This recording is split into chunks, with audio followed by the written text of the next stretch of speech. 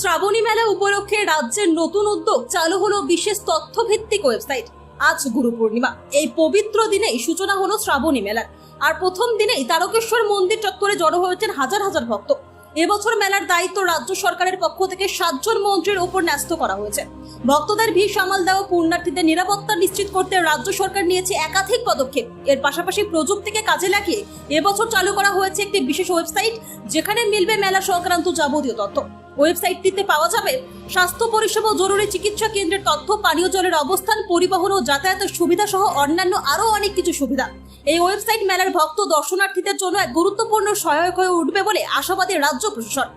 শ্রাবণী মেলা ঘিরে রাজ্যের ডিজিটাল উদ্যোগ চালু হলো তথ্য সমৃদ্ধ ওয়েবসাইট। আজকে কি জানেন? গুরু পূর্ণিমা। পূর্ণিমাতে কি আসা হয় নাকি? কোথা থেকে আসছেন আপনি? আজকে এই যে এত ভিড়, এত সমাগম মানুষের, আজ থেকে শ্রাবণী মেলা শুরু হলো, কেমন লাগছে? কি নাম? জল ঢাললেন? কেমন লাগলো আজকে? আজকে জানেন আজকে কি? গুরু পূর্ণিমা। এই গুরু পূর্ণিমাতে কি আসেন নাকি? আজকে জল ঢালে কেমন লাগছে? কোথা থেকে এসছেন আপনি? নালিকুল। প্রতিবারেই আসা হয় নাকি? কি নাম আপনার? শ্রাবণী মেলা শুরু হয়ে গেল।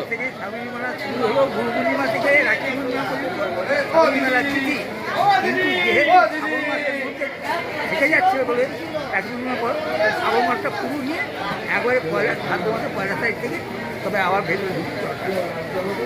আজকে কিরকম ভিড় হয়েছে গুরু পূর্ণিমা? মোটামুটি ভিড় হয়েছে, ভোর রাত্রি থেকে মন্দির খুলে দিয়ে। আজকে তো একটু আর্লি মন্দির খুলেও গেছে। হ্যাঁ, অনেক আর্লি খুলে মানে যাই হোক, বাবা সেবা করতে। এতে কি মনে হয় চাপটা কম হবে? কি নাম আপনার? পুরোহিত সম্পূর্ণ রায়চৌধুরী। শুরু হয়ে গেল, আপনিও আজকে মন্দিরে পুজো করতে এলেন, কি বলবেন, কেমন লাগছে? ভালো লাগছে। আগের থেকে অনেক নতুনত্ব কিছু হয়েছে বাবার জন্য। বাবার মন্দিরে যারা আসছে তাদের পরিষেবা খুব ভালো পাবে।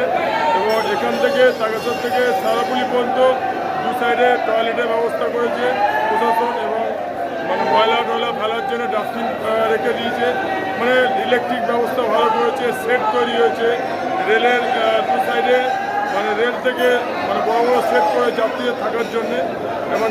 খুব পরিষেবা এবারে উন্নতভাবে করেছে। আরও আমরা চাই যেন আরও উন্নত হোক, এবং বাবার কাছে দর্শন যারা করতে হয়, যারা শান্তিভাবে দর্শন করতে পারে এবং সুস্থভাবে জল ঢালতে পারে। আপনি কি পুজো করলেন আজকে? আমি পুজো করলাম, আমার বাড়ি এখানেই। আমি প্রত্যেক পূর্ণিমায় জল আনতে যাই, আর বাবাকে দর্শন করলাম, দর্শন করে জল ঢাললাম, চোঙায় জল ঢেলে বাড়ি যাবো। কি নাম আপনার? আমার নাম প্রদীপ কুমার দে। আমার বাস স্ট্যান্ডে ফলের দোকান আছে।